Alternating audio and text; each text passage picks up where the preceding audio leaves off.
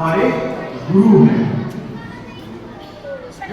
जिनके माध्यम से ही हम अपने जीवन को राष्ट्र के प्रति, अपने समाज के प्रति सदैव समर्पित या उसके लिए समर्पित करते रहते हैं।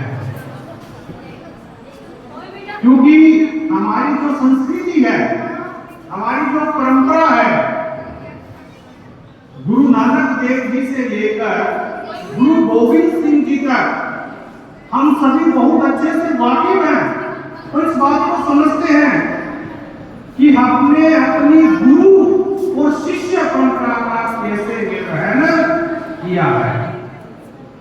और अंत में गुरु गोविंद सिंह जी ने एक वचन देते हुए अपने समाज को कि आप अपने जीवन में आगे एक मार्गदर्शन के रूप में गुरु मानियो ग्रंथ है। और मुझे अच्छे से पता है कि ये मेरे सामने जितने भी प्यारे बच्चे बैठे हैं, सुबह और शाम को उस पवित्र ग्रंथ साहिब का नमन जरूर करते होंगे। करते हो बच्चे? गुरुद्वारे जाते हो?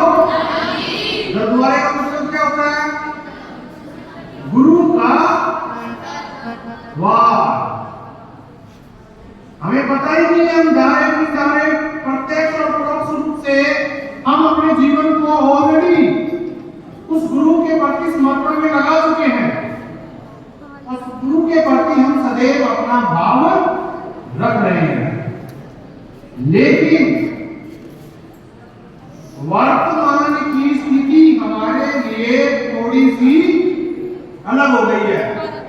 हम सैद्धांतिक रूप से जानते सब हैं, समझते सब हैं, लेकिन कहीं ना कहीं इस आधुनिकता की भाग दौड़ के अंदर, भौतिकवादी युग के अंदर अपनी इच्छाओं के वशीभूत होते हुए हम ये भूल गए हैं कि व्यवहारिक रूप से उनकी पालना कैसे करनी चाहिए।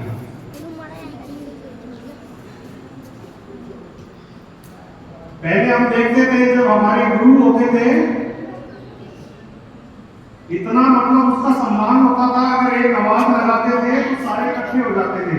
अभी वक्त क्या है कि सामने से टीचर आ रहा है, गुरु आ रहा है, तो किनारा कर जाओ, साइड ही हो जाओ, ये कुछ काम ना के कुछ बोल रहा थे, है ना। तो हमारी इस धरा के ऊपर, हमारी इस पवित्र धरती के ऊपर ऐसे महान गुरु शिष्यों के संबंध रहे हैं जो अपने आप में इतिहास के सुनहरे पन्नों के ऊपर दर्ज है। मैं आपको बताना चाहूंगा, सबसे पहले एक उदाहरण के तौर पे, जो प्राचीन काल के उदाहरण है, आप सभी जानते भी होंगे और आपको थोड़ा बहुत याद भी आएगा। प्रभु श्री राम और उनके गुरु शिष्य का संबंध। भगवान श्री रामचंद्र जी के बारे में सुना बच्चों? जानते हो? उनके गुरु का नाम क्या था? गुरु विश्वामित्र। क्या था? विश्वामित्र। उसी गुरु के माध्यम से ही भगवान श्री रामचंद्र जी ने अपने जीवन को मर्यादित पुरुषोत्तम के नाम से विख्यात हुए। उन्हीं के ज्ञान के माध्यम से आज भगवान श्री रामचंद्र जी घर घर में पूजे जाते हैं, क्योंकि उन्होंने अपने गुरु के वचनों का सदैव पालन किया और गुरु शिष्य की जो परंपरा है उसको सदैव बरकरार किया है। प्राचीन काल के अंदर, वैदिक काल के समय की अगर मैं बात आपको बताता हूं, तो उस समय हम अपने बच्चों को सिर्फ किताबी ज्ञान तक सीमित नहीं रखते थे, उनको नैतिक मूल्य, आध्यात्मिक, सामाजिक और राष्ट्र के प्रति जो भाव होना चाहिए, इन सभी विषयों के ऊपर एक शिष्य को तैयार किया जाता था। इसी तरह का अगला उदाहरण हमारा है भगवान श्री योगीराज महाराज कृष्ण जी। कृष्ण जी का नाम सुना है ना? भगवान श्री कृष्ण जी का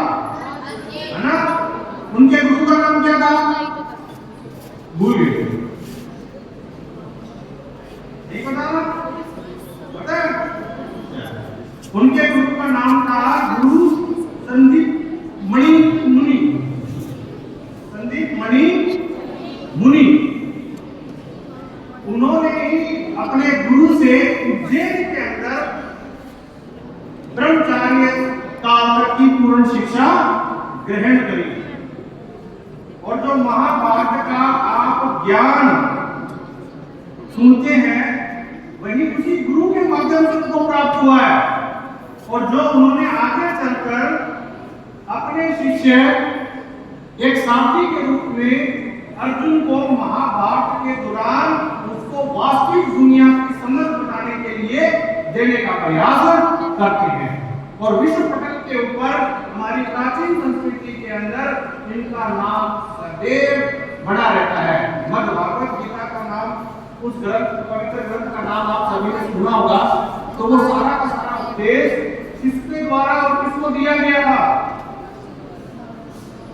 वो जो उपदेश था वो उपदेश भगवान श्री कृष्ण जी महाराज ने अर्जुन को महाभारत के युद्ध में कुरुक्षेत्र के दौरान दिया। तो ऐसे हमारे बहुत सारे उदाहरण हैं। एक ऐसा ही बड़ा प्राचीन काल का बहुत ही अनुपम उदाहरण है एकलव्य और द्रोणाचार्य। एकलव्य